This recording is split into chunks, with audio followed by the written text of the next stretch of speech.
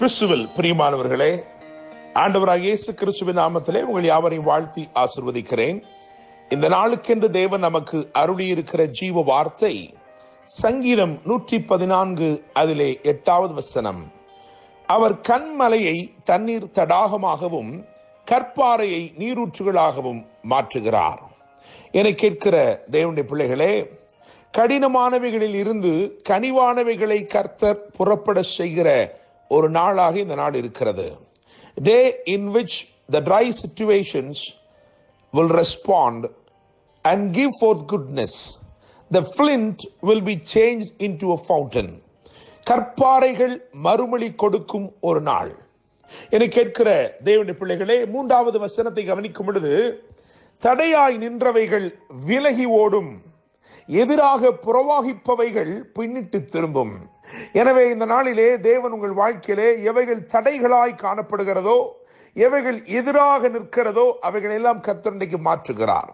நம்முடைய தேவன் அகற்ற வேண்டியவைகளை உங்களுக்காக அகற்றுவார், அதட்ட வேண்டியவைகளை உங்களுக்காக அதட்டுவார், அதிரச் செய்ய வேண்டியவைகளை உங்களுக்காக அதிரச் செய்வார், அமர்த்த வேண்டியவைகளை உங்களுக்காக அமர்த்துவார். கடினமானவைகளில் இருந்து கனிவானவைகளை கர்த்தர் புறப்பட செய்கிறார் என்று நான் சொன்னேன்.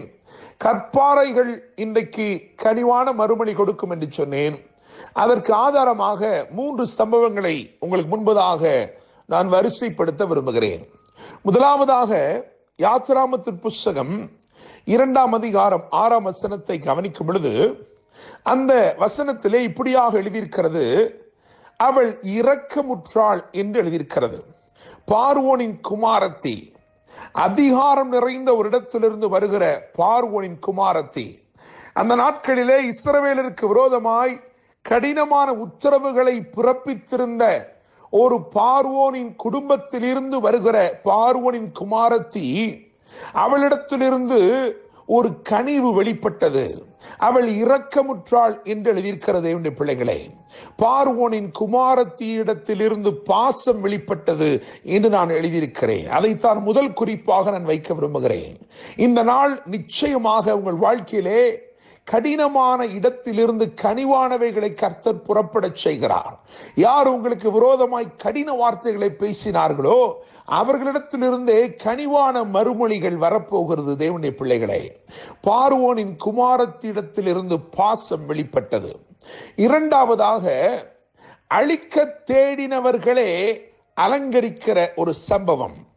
என கேட்கும் தேவனுடைய பிள்ளைகளே, எஸ்தர் புஸ்தகம் 6ஆம் அதிகாரம் அதிலே 10, 11 ஆகிய வசனங்களை வாசித்து பார்க்கும் பொழுது, ஆமான் அவன் மொர்தெகாயையும் அவனுடைய ஜனத்தையும் யூத குலத்தையும் அழிக்க நினைக்கிறான்.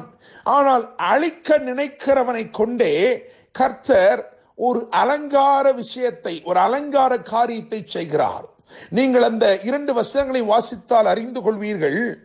ஆமானை கொண்டே மொர்தெகாயை தேவன் அலங்கரிக்கிறார். என கேட்கிற தேவனுடைய பிள்ளைகளே, உங்களை அழிக்க தேடினவர்களே உங்களை அலங்கரிக்கிறவர்களாக மாறப்போகிறார்கள். கர்த்தர் கடினமானதில் இருந்து கனிவானவைகளை புறப்பட செய்கிறார் என்பதற்கு இன்னும் ஒரு சான்றாக எஸ்தர் 6ஆம் அதிகாரம் 10, 11 ஆகிய வசனங்களிலே நாம் வாசிக்கலாம். நிச்சயமாக அழிக்க தேடினவன் இப்பொழுது அலங்கரித்துக் கொண்டிருக்கிறான். இரவலாம் எப்படி அழிக்க வேண்டும் என்று நினைத்துக் கொண்டிருந்தவன் இப்பொழுது காலை பொழுதிலே வந்து அலங்கரிப்பதற்கு வகை தேடிக்கொண்டு நிற்கிறான். என கேட்கிற தேவனுடைய பிள்ளைகளே, இதெல்லாம் தேவனுடைய செயல். காரணம், அவர் கன்மலையை தண்ணீர் தடாகமாகவும் கற்பாறையை நீரூற்றுகளாகவும் மாற்றுகிறார் என்று எழுதியிருக்கிறது. அப்படிப்பட்ட மாற்றங்களை அவர் மாத்திரமே கொண்டு வர முடியும். Only God can change a flint into a fountain.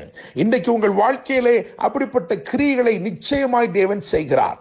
3வதாக, அப்போஸ்தலர் 16ஆம் அதிகாரம் 33வது வசனத்தை கவனித்து பார்க்கும் பொழுது, சிறைச்சாலைக்காரனிடத்தில் இருந்தே சேவை வெளிப்பட்டது.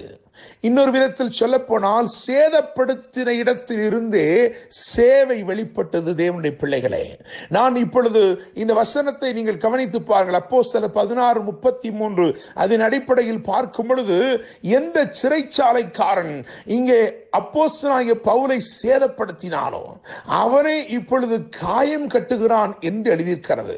அதைத்தான் இன்றைக்கு நாம் தியானிக்கிறோம். கடினமானவைகளில் இருந்து கனிவானவைகளை புறப்பட செய்கிற கர்த்தர். என கேட்கும் தேவனுடைய பிள்ளைகளே, பார்வோனின் குமாரத்தினிடத்திலிருந்து பாசம் வெளிப்பட்டது.